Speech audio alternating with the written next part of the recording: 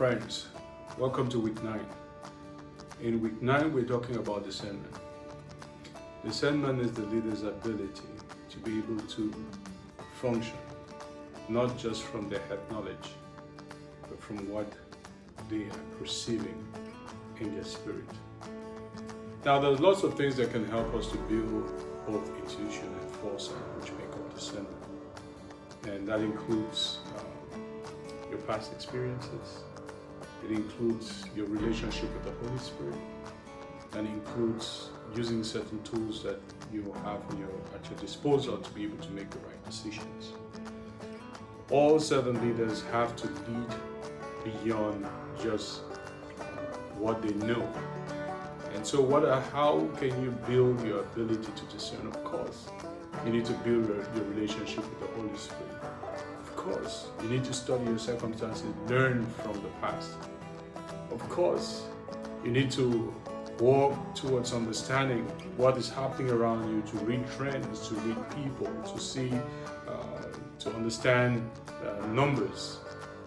The story of Moses and the Zelophehad daughters is a very interesting story in the book of Numbers 27, where these young women come to see Moses and ask for inheritance. The law was clear at that time that only men could inherit, but Moses did not turn them back. He went to the Lord in prayer and asked what kind of answer he should give to the daughters of Zelophehad. And the Lord tells Moses to change the law on behalf of these women. And therefore, the law was changed on their behalf because the leader was humble enough to discern what God's will was before taking a decision. Do you take decisions based on discernment, or do you take decisions just based on how you feel? Now, there are tools that we can use as leaders to help us in the process of determining what sort of action we should take, especially after considering all the factors around us. And you might have heard about the SWOT analysis, where you look at the internal strengths and weaknesses of the organization or the individual, or the opportunities and threats which represent the external environment. So considering the strengths, you're asking yourself, what are strengths, and what are some of the things that we can do to maintain the strengths? And the same thing with your weaknesses. What are our weaknesses, and what can we do to minimize the effect of our weaknesses, or to work on those weaknesses, right?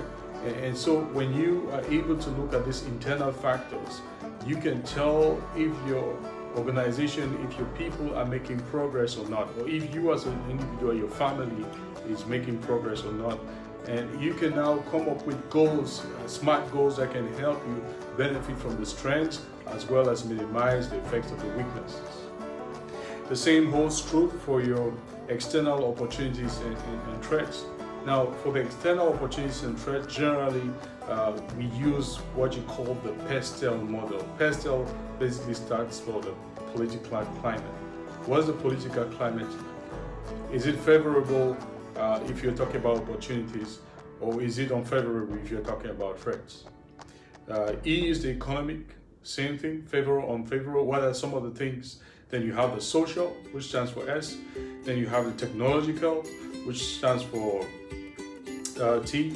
Then you have the environmental, which stands for E, and then the L stands for the legal environment.